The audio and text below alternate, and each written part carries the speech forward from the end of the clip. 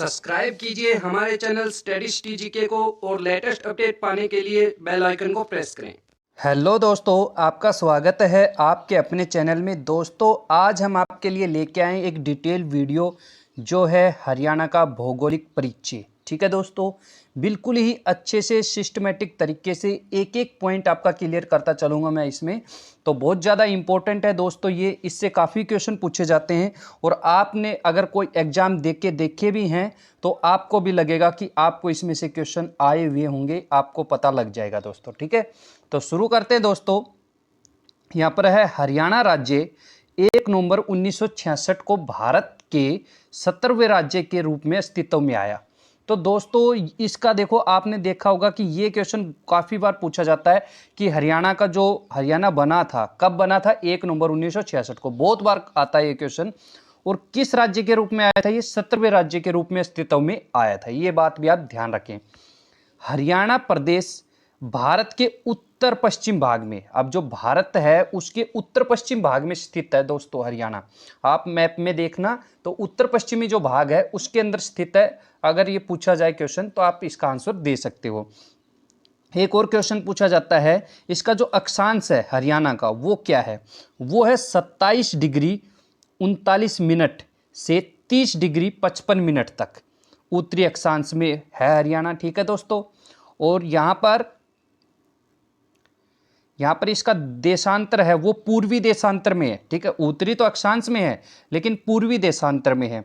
तो इसका देशांतर क्या है, 74 डिग्री 27 मिनट 8 सेकंड से लेकर 77 डिग्री 36 मिनट से 5 सेकंड तक इसका पूर्वी देशांतर के अंदर हरियाणा फैला हुआ है दोस्तों। ठीक है, ये आप बहुत ज़्यादा इंपॉर्टेंट है, इसको याद रखें दोनों को, उत्तरी अक्षांश को भी, इसके अक्षांश को भी और इसके देशांतर को भी। ठीक है, एक और क्वेश्चन कई बार बन जाता है कि जो हरियाणा वो किस प्रकार का राज्य है, वो लैंडलॉक्ड राज्य है, मतलब उसके चारों तरफ सभी तरफ उसकी सभी सीमाओं की तरफ क्या है, मिट्टी है, लैंडलॉक है। ठीक है, धरती है, उसके चारों तरफ धरती है, कहीं भी तालाब पानी, कहने का मतलब समुद्र नहीं टच करता उसको। ठीक है, उसके बाद है इसका जो क्षेत्रफल है वो 44,212 वर्ग किलोमीटर। काफी बार ये क्वेश्चन देखने को मिलता है दोस्तों।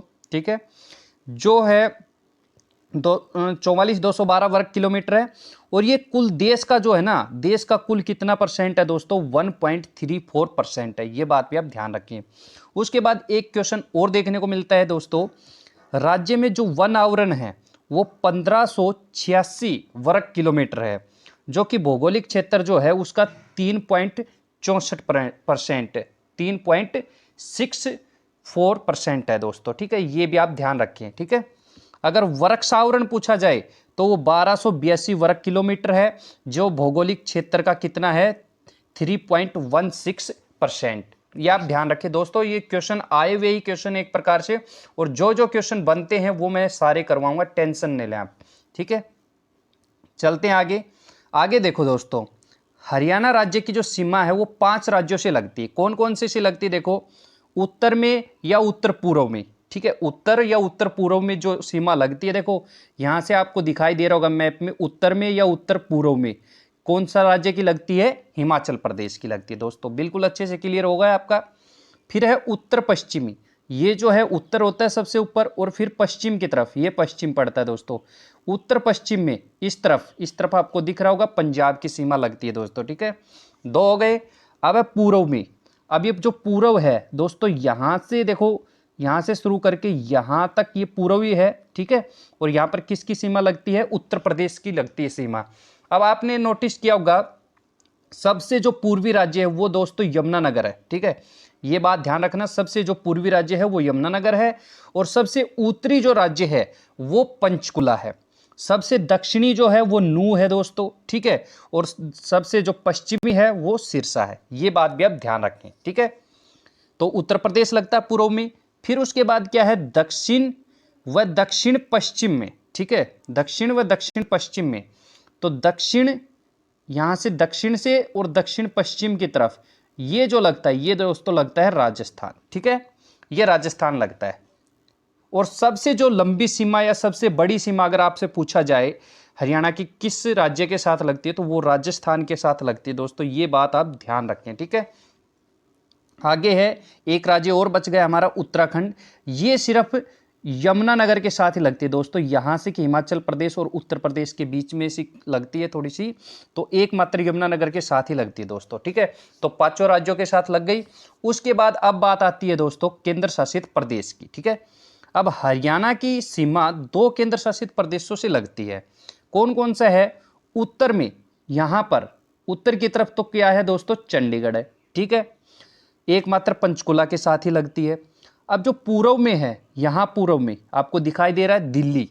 ठीक है, तो पूर्व में जो है वो दिल्ली की आपको केंद्र शासित प्रदेश मिलेगा। ठीक है, अब दिल्ली जो है ना वो तीनों तरफ से, देखो इधर से भी, इधर से भी और इधर से भी। ठीक है, तीनों तरफ से क्या है, ये जो दिल्ली है वो हरियाणा से ढका हुआ है। ये काफी बार क्वेश्चन पूछा जाता है। ठीक है, घिरा हुआ है। आगे चलते हैं दोस्तों, आगे जो है वो है डॉक्टर जसवीर। ठीक है, काफी इंपॉर्टेंट नाम है हरियाणा के एग्जामों के लिए, डॉक्टर जसवीर। इससे रिलेटेड काफी क्वेश्चन पूछे जाते हैं। इनकी एक बुक थी दोस्तों, an agriculture geography of Haryana. इसी में से ठीक है क्वेश्चन बनते हैं हरियाणा के एग्जामों में। अगर आप ये बुक पढ़ सको तो पढ़ लेना, डॉक्टर जसवीर। ठीक है, an agriculture geography of Haryana में क्या है, हरियाणा को मुख्य रूप से 8 भागों में विभाजित किया गया है। ठीक है, भौगोलिक परिचय, जो भौगोलिक जो स्थिति है उस हिसाब से 8 भागों में विभाजित किया गया है। पहला जो भाग है वो दोस्तों है शिवालिक की पहाड़ियाँ। ठीक है, शिवालिक की पहाड़ियाँ आपको पता है जो हरियाणा राज्य है उसके ऊपर उत्तर या उत्तर पूर्व में शिवालिक की पहाड़ियाँ पड़ती है। ठीक है, सब कुछ डिटेल से पढ़ेंगे। पहले मैं बता देता हूँ 8 भाग कौन कौन से है। एक है गिरपात क्षेत्र। ठीक है, दोमट भी बोल सकते हैं या जलोढ़। ठीक है, हरियाणा में जो जलोढ़ मैदान है, जलोढ़ मिट्टी है, उसको क्या बोला जाता है? दोमट बोला जाता है। मैंने ये मिट्टी वाले जो टॉपिक में वीडियो में मैंने ये चीज़ आपको क्लियर करवाई थी कि जलोढ़ को ही हरियाणा में दोमट बोला जाता है। आगे है बाढ़ का मैदान। ठीक है, फिर है 5वें नंबर पे बालू के टिब्बे युक्त मैदान। अगला है अरावली की पहाड़ियाँ। 7 नंबर पे है तरंगित बालू मैदान और 8 नंबर पे है एनकाई दलदल। तो दोस्तों इस प्रकार के 8 भागों में विभाजित किया गया है हरियाणा को।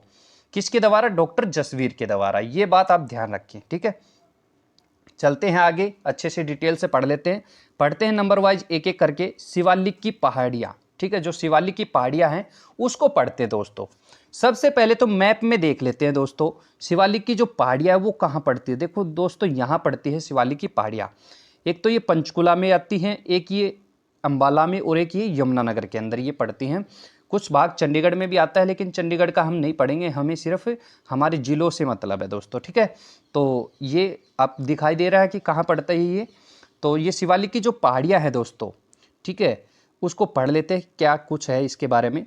राज्य के उत्तर पूर्वी भाग में पड़ती है, तो ये बात ध्यान रखें, उत्तरी पूर्वी भाग है दोस्तों ये। ठीक है, तो इनमें विस्तार है, मैंने बता दिया कौन कौन से जिले के अंदर है। पंचकुला, अंबाला और यमुनानगर में ये पड़ते हैं, इनके उत्तर पूर्वी भाग में ही पड़ता है। और इन शिवालिक पहाड़ियों से क्या दोस्तों नदियाँ निकलती है? घग्गर, मारकंडा, टांगड़ी और सरस्वती। ये भी आप शॉर्ट में याद रखें कि शिवालिक की पहाड़ियों से कौन कौन सी नदियाँ निकलती है। तो घग्गर, मारकंडा, टांगड़ी व सरस्वती जो नदी है वो कहाँ से निकलती है? वो शिवालिक की पहाड़ियों से ही निकलती है दोस्तों। ठीक है, उसके बाद है पंचकुला में इन पहाड़ियों को मोरनी की पहाड़ी कहा जाता है। दोस्तों ये शिवालिक की जो पहाड़ियाँ हैं, शिवालिक जो पर्वत श्रेणी है ये हिमालय का ही भाग है दोस्तों, और ये सबसे नवीनतम पर्वत श्रेणी है शिवालिक। और इन शिवालिक श्रेणी को पंचकुला में जब ये एंटर करती है, या पंचकुला में जहाँ पर ये है, पंचकुला में या हरियाणा के अंदर, इनको मोरनी के पहाड़ों के नाम से जाना जाता है, पंचकुला के अंदर खासकर। ठीक है, तो उसके बाद फिर कहा गया है कि जो शिवालिक की पहाड़ी जो है दोस्तों वो कितने % भाग पर फैली हुई है हरियाणा में? 1.67% भाग पर। ठीक है, हरियाणा राज्य की सबसे ऊंची चोटी, बहुत इंपॉर्टेंट क्वेश्चन है दोस्तों, सबसे ऊंची चोटी जो है वो करोह है या करोहा, ऐसे बोला जा सकता है इसको, करोह या करोहा। ठीक है, इसकी जो ऊंचाई है वो 1514 मीटर है। ठीक, 1514 मीटर है दोस्तों, ये आप ध्यान रखें। ठीक है, पंचकुला के मोरनी में पड़ती है दोस्तों, तो बिल्कुल अच्छे से आप इस चीज़ को याद रखें। अब आगे चलते हैं दोस्तों अगले पॉइंट पे, गिरपाद मैदान। ठीक है, गिरपाद जो मैदान है वो कहाँ पर कैसे मिलता है देखते हैं दोस्तों। सबसे पहले हम मैप के अंदर देख लेते हैं। ऊपर हमने देखा था शिवालिक पर्वत श्रेणी थी। शिवालिक जो पर्वत श्रेणी है उसके थोड़े नीचे, उसके दक्षिणी हिस्से में क्या है, एक संकरी पट्टी फैली हुई दोस्तों। ठीक है, ठीक है, यहाँ ये गिरपाद मैदान पड़ता है। इसके बारे में जान लेते हैं और अच्छे से आपको समझ आ जाएगा। शिवालिक की जो पहाड़ियों के दक्षिण में, ठीक है, मैंने बताया शिवालिक की जो पहाड़ी है उसके दक्षिणी हिस्से में 25 किलोमीटर चौड़ी एक सनकरी पट्टी फैली हुई है। सनकरी पट्टी फैली हुई है, ठीक है, सनकरी मतलब सकड़ी, बिल्कुल पतली एक पट्टी फैली हुई है, जिसे गिरपाद क्षेत्र कहा जाता है। ठीक है, सनकरी से पतली होती है दोस्तों, ये ध्यान रखें। यमुना नदी से घग्गर नदी तक, यहाँ पर यमुना नदी पड़ती है आपको पता है, और यहाँ घग्गर नदी की शुरुआत हो जाती है, इधर से ये घग्गर, इधर से ये यमुना। यहाँ यमुना नदी से घग्गर नदी के बीच में कहाँ कहाँ पर, यमुनानगर, अंबाला और पंचकुला जिलों में इसका विस्तार है गिरपाद मैदान का। 25 किलोमीटर चौड़ी है दोस्तों, ये बात ध्यान रखें।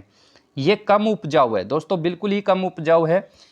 इस मैदान की जो ऊंचाई है वो 300 से 375 मीटर है दोस्तों, ये आप ध्यान रखें। ठीक है, इस मैदान को जो स्थानीय भाषा में क्या कहा जाता है, घर कहा जाता है।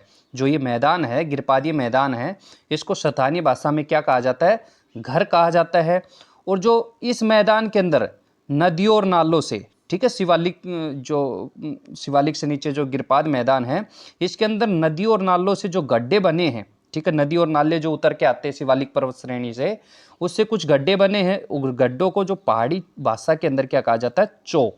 ठीक है, तो ये दो बातें भी आप ध्यान रखें। एक तो ये कि उसको घर कहा जाता है मैदानी भाषा के अंदर, स्थानीय भाषा में मैदान को। ठीक है, ये चीज़ें आप ध्यान रखें दोस्तों। आगे चलते हैं, आगे है जलोढ़ मैदान। ठीक है, जलोढ़ मैदान ये मैदानी भाग का ही हिस्सा है दोस्तों। तो ज़्यादातर जलोढ़ मैदान जो है, ये जलोढ़ मैदान है, क्या है कि जो मैदानी भाग है हरियाणा का वो सबसे बड़ा भाग है दोस्तों। ठीक है, जलोढ़ भी एक मैदानी भाग है, कुछ हिस्से और भी मैदानी भाग लगते हैं, तो इस चीज़ का आप ध्यान रखें। तो मैंने इसी में मेंशन कर दिया है कि जो मैदानी भाग है वो हरियाणा का सबसे बड़ा भाग है। ये क्वेश्चन काफ़ी बार पूछा जाता है। तो इस पे मैप में भी आप देख सकते हो जो मैदानी भाग है दोस्तों, देखो कहाँ कहाँ फैला हुआ है मैदानी भाग, आपको दिख रहा है खूब अच्छे से। ठीक है, ये मैदानी भाग फैला हुआ है। यहाँ से जो गिरपादीय क्षेत्र खत्म हो जाता है, तो गिरपाद क्षेत्र से नीचे इस तरफ तक फैला हुआ, क्योंकि इस तरफ तो राजस्थान लग जाता है तो बालू वगैरह आ जाती है। ठीक है, इस तरफ दक्षिण में भी, और इधर अरावली पर्वत श्रृंखला हो जाती है दोस्तों। यहाँ पर यमुना, यहाँ पर जो घग्गर नदी निकलती है उससे नीचे का पार्ट, तो ये जो सारा पार्ट है दोस्तों, ये एक मैदानी क्षेत्र है। तो बहुत बड़ा मैदानी क्षेत्र है दोस्तों। यहाँ कुछ हिस्सा सिरसा के अंदर भी पड़ता है दोस्तों। ठीक है, ये चीज़ आप ध्यान रखें। तो कुछ इसके बारे में पढ़ लेते हैं अच्छे से डिटेल से। शिवालिक के गिरपाद क्षेत्र से अरावली तथा अरावली तक यमुना और घग्गर नदियों के मध्य, ठीक है, शिवालिक जो है, शिवालिक के गिरपाद क्षेत्र से, शिवालिक के जो गिरपाद क्षेत्र है, शिवालिक के पास ही जो पड़ता है दोस्तों, गिरपाद क्षेत्र से अरावली तक, ठीक है, मैंने बताया यहाँ से लेकर ये अरावली तक। ठीक है, क्या हुआ, यमुना से और घग्गर, इधर यमुना और इधर घग्गर। ठीक है, कहने का मतलब समझ गए कि इसके जो लोकेशन बता दी गई है, यहाँ पर गिरपाद क्षेत्र से लेकर की अरावली तक, और यहाँ पर यमुना से घग्गर तक। ठीक है, जो ये हिस्सा जो है बीच में, वो क्या कहलाता है, जलोढ़ मैदान कहलाता है दोस्तों। इस मैदान के अंदर, ठीक है, इस मैदान के अंदर, तो दोस्तों इसको आपको पता चल गया कि इसको क्या कहा जाता है, जलोढ़ मैदान कहा जाता है। अब जलोढ़ जो मैदान है, मैंने मिट्टी वाले चैप्टर जो कराया था आपको, जो वीडियो करवाई थी, उसके अंदर मैंने आपको बिल्कुल खुल के अच्छे से बताया था कि जो जलोढ़ है वो मिट्टी दो प्रकार की होती है, एक तो बांगर और एक खादर। ठीक है, बांगर क्या होता है दोस्तों, जो बाढ़ वगैरह आती है, ये जो नदियां हैं उससे थोड़ा सा ऊपर उठ के जो हिस्सा होता है, क्योंकि वो भी एक प्रकार से क्या होता है, बाढ़ से ही आया हुआ वो हिस्सा होता है, लेकिन उसके ऊपर क्या होता है, अब काफ़ी समय से उस पर बाढ़ वगैरह या बारिश का ज़्यादा प्रभाव न होने की वजह से बाढ़ वगैरह नहीं आई, तो वो ऊंचा रह गया, और ऊंचा रहने से क्या हो गया, वो काफ़ी पुराना हो गया। तो जो भी जलोढ़ मैदान है उसमें क्या है, बांगर किसको कहा जाता है, जो काफ़ी पुरानी जो जलोढ़ मिट्टी होती है उसको बांगर कहा जाता है, और नई जो जलोढ़ मिट्टी होती है उसको खादर कहा जाता है। ये मैंने उसमें क्लियर करवाया था। अगर आपने नहीं पढ़ी है वो वीडियो, तो आप जाके पढ़ सकते हैं, हरियाणा की मिट्टियाँ। ठीक है दोस्तों, तो यहाँ पर क्या है, बांगर क्षेत्र है, मैंने बता दिया। जो ऊंचा क्षेत्र है, ऊंची भूमि, उसको बांगर कहा जाता है। निम्न है उसको नीची जो भूमि है, जो बार बार बाढ़ के क्षेत्र में आती है, उसमें क्या है, बार बार हर वर्ष नई मिट्टी आ जाती है, तो उसको खादर कहा जाता है दोस्तों, ठीक है। इस भाग को हरियाणा का हृदय स्थल कहा जाता है। देखो बात यहाँ पर ध्यान देने वाली है, इसको हरियाणा का हृदय स्थल, हरियाणा का हृदय नहीं, हरियाणा का हृदय स्थल। हरियाणा का हृदय तो जींद को कहा जाता है दोस्तों, लेकिन हरियाणा का हृदय स्थल की बात हो रही है यहाँ पर, तो वो क्या है, वो आपका ये हो जाएगा जलोढ़ मैदान, क्योंकि ये पूरा बहुत ज़्यादा फैला हुआ है और यह हरियाणा प्रदेश का सबसे बड़ा भाग है दोस्तों। मैंने बताया ना, मैदानी भाग हरियाणा का सबसे बड़ा भाग है। इस क्षेत्र में मारकंडा, सरस्वती और चेटांग नदियां बहती हैं दोस्तों, ठीक है, क्योंकि घग्गर इधर से निकल गई और यमुना इधर से निकल गई, ठीक है। ये दक्षिण वाली पहुंच नहीं पाती यहाँ तक, तो आपको समझ आता है कि ये सिर्फ इसमें कौन सी नदियां बहती हैं, मारकंडा, सरस्वती, चेटांग आदि नदियां बहती है दोस्तों, ठीक है। समुद्र तल से इसकी जो सामान्यतः ऊंचाई है, ठीक है, वो 220 से 280 मीटर के मध्य है दोस्तों। ये तो है जलोढ़ मैदान की। अगर हरियाणा का एक प्रकार से देखो दोस्तों, इसमें थोड़ा कन्फ्यूजन भी है। अगर हरियाणा के जो लेवल की बात करें समुद्र तल से मैदानी भाग की, तो वो 700 से 900 मीटर है, ठीक है। 700 से 900 मीटर, काफ़ी क्वेश्चन पूछा गया है, ये 700 से 900 मीटर है, तो आप इसको नेगलेक्ट करें, ठीक है। आप सिर्फ ये ध्यान रखें क्योंकि ये क्वेश्चन पूछा भी जा चुका है। तो 700 से 900 मीटर है इसकी ऊंचाई, ठीक है दोस्तों। आगे चलते हैं, बाढ़ का मैदान, ठीक है, इसको पढ़ते हैं बाढ़ के मैदान को अच्छे से। अब देखो इसके बारे में जान लेते हैं। यह मैदान नदियों के आसपास पाया जाता है, ठीक है, क्योंकि बाढ़ का मैदान है तो बाढ़ तो नदियों वगैरह में ही आती है दोस्तों। यह यमुना एवं उसकी सहायक नदियों से प्रदेश के पूर्वी भाग में बाढ़ के मैदान का निर्माण हुआ है। अब आप बात समझो, क्या होता है कि नदियों के आसपास का क्षेत्र ही में ही बाढ़ आती है, तो उसी के आसपास के क्षेत्र में ही बाढ़ आ सकती है दोस्तों, ठीक है। तो इसमें क्या है, उसकी जो यमुना जो नदी है या फिर उसकी जो सहायक नदी है, उस हिस्से से बाढ़ का मैदान बनता है, उससे बाढ़ का मैदान बनता है। तो आपको पता है जो यमुना नदी है वो यहाँ से आती है दोस्तों, तो इधर जो है ये बाढ़ का मैदान है, ठीक है। इसके अलावा जो घग्गर नदी के भी कुछ हिस्से में यह मैदान पाया जाता है, ठीक है। तो आप ध्यान रखें कि इसके हिस्से में भी कुछ मैदान पाया जाता है। थोड़ा सा और डिटेल से मैं और आपको अच्छे से समझा दूं, तो मैंने एक पेज और बनाया आपके लिए। तो देखो दोस्तों, यहाँ से समझो और अच्छे से समझ आ जाएगा आपको। बाढ़ का मैदान, ठीक है, हरियाणा के मैदान के दोनों ओर, अच्छे से समझना, हरियाणा के जो मैदान है उसके दोनों ओर, पूर्व और पश्चिम में यमुना तथा घग्गर नदी के बाढ़ के मैदान हैं, ठीक है। पूर्व में और पश्चिम में, इस पूर्व में और इधर पश्चिम में, दोनों तरफ क्या है, बाढ़ के मैदान, क्योंकि दोनों तरफ नदियां बहती हैं दोस्तों। तो यमुनानगर जिले में यह बाढ़ का मैदान कुछ संकीर्ण है, संकीर्ण मतलब पतला है। यमुनानगर के अंदर थोड़ा सकड़ा है, ये पतला है, परंतु करनाल, पानीपत, सोनीपत आदि जिलों में ये थोड़ा चौड़ा हो गया दोस्तों, ठीक है। तो थोड़ा चौड़ा मैदान है। उसके अलावा जब ये दिल्ली से आगे निकल जाता है ये मैदान, तो फिर फरीदाबाद जिले में फिर संकरा हो जाता है, फिर थोड़ा पतला हो जाता है दोस्तों। ये बात आप ध्यान रखें, ठीक है।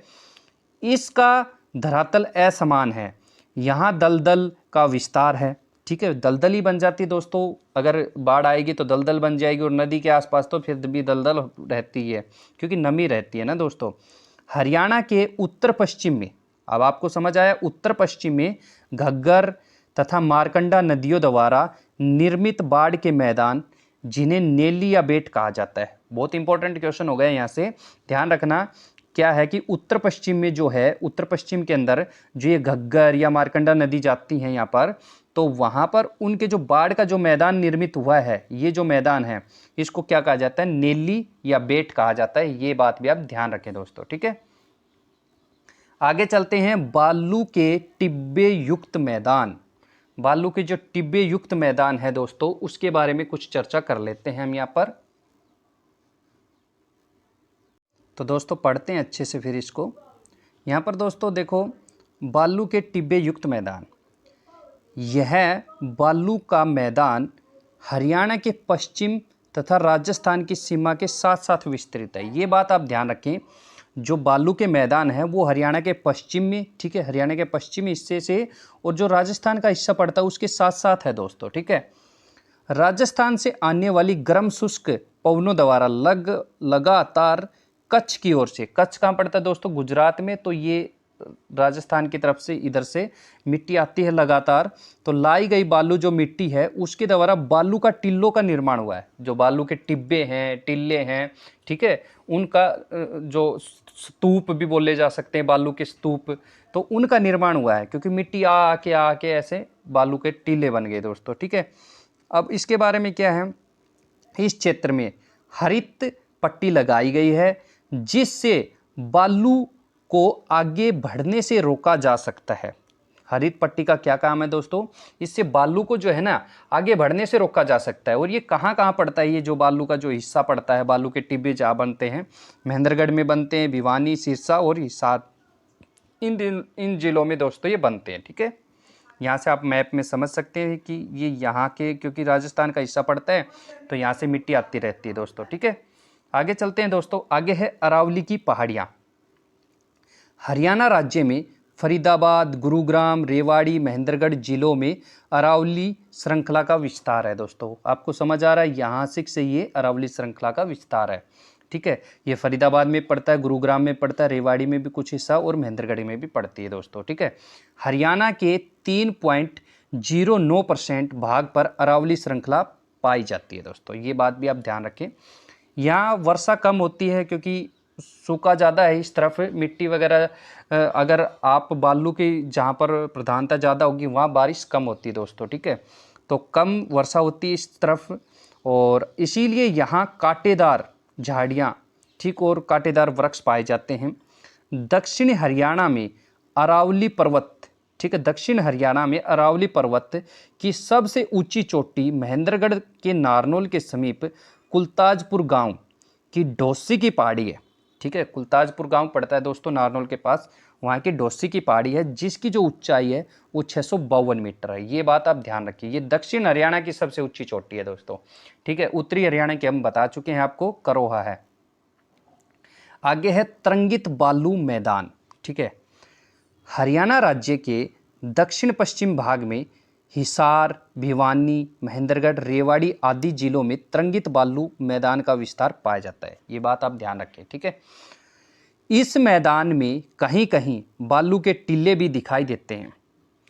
इन अर्धवर्ताकार बालू के टीलों को, कैसे बालू के टीले, अर्धवर्ताकार बालू के टीलों को बरखान कहा जाता है। ध्यान रखना ये दोस्तों, जो अर्धवर्ताकार जो बालू के टीले होंगे उनको बरखान कहा जाता है। इस मैदान में के मध्य में नीचे रह गए भाग, कई भाग जो नीचे रह गए, जैसे खड्डा रह गया एक प्रकार से, ठीक है, गड्ढा रह गया, वहाँ पर पानी भर जाता है वर्षा काल के दौरान दोस्तों, तो उसको क्या कहा जाता है, उसको 3 नाम है दोस्तों, ध्यान रखना। टाट भी बोल देते हैं, ठूठ भी बोल देते हैं, बावड़ी भी बोल देते हैं, क्योंकि थोड़े नीचे रहेंगे तो वहाँ पर पानी भर जाएगा और उसको ये टाट, ठूठ या बावड़ी बोला जा सकता है, ठीक है। इस मैदान के मध्य में कहीं कहीं पथरीली भूमि का विस्तार भी पाया जाता है दोस्तों, जिसे क्या कहा जाता है, हमादा कहा जाता है। दोस्तों अच्छे से वीडियो को पढ़ना, आप अपने नोट्स बनाना, इनको देख के बिल्कुल एक एक आपका क्वेश्चन गलत नहीं होगा कभी भी, एक एक पॉइंट क्लियर करवा रहा हूं दोस्तों, ठीक है। तो आप यहाँ पर मैप में भी समझ सकते हैं कि ये कहाँ का फैला हुआ है दोस्तों, इधर के फैला हुआ है, इधर भी फैला हुआ है, ठीक है। तो ये आप ध्यान रखें ये कहाँ फैला हुआ है। आगे चलते, आगे है अनकाई दलदल, ठीक है। सिरसा जिले के दक्षिण भाग, कहाँ पर है, सिरसा जिले का, ये है दक्षिण भाग सिरसा जिले का, अनकाई दलदल पाया जाता है, ठीक है दोस्तों। यहाँ पाया जाता है अनकाई दलदल, क्यों पाया जाता है, क्योंकि ये समुद्र तल से 200 मीटर से भी नीचा है दोस्तों, ठीक है, समुद्र तल से 200 मीटर से भी नीचा है, इसलिए यह अनकाई दलदल बनती है। क्यों, क्योंकि अगर समुद्र पास में होगा, समुद्र के पास मिट्टी होगी तो वो दलदली होती है दोस्तों, जिस कारण वर्षा काल के दौरान इस क्षेत्र में जल इकट्ठा हो जाता है, जिससे यह दलदल बन जाता है, इसीलिए इसे अनकाई दलदल कहा जाता है दोस्तों, ठीक है। तो ठीक है दोस्तों, आज की वीडियो आपको कैसी लगी, वीडियो मैंने कंप्लीट करवा दी है दोस्तों, कैसी लगी लाइक करना जरूर, ठीक है, और चैनल को सब्सक्राइब भी करना दोस्तों। मिलते हैं नेक्स्ट वीडियो में, तब तक के लिए थैंक यू दोस्तों।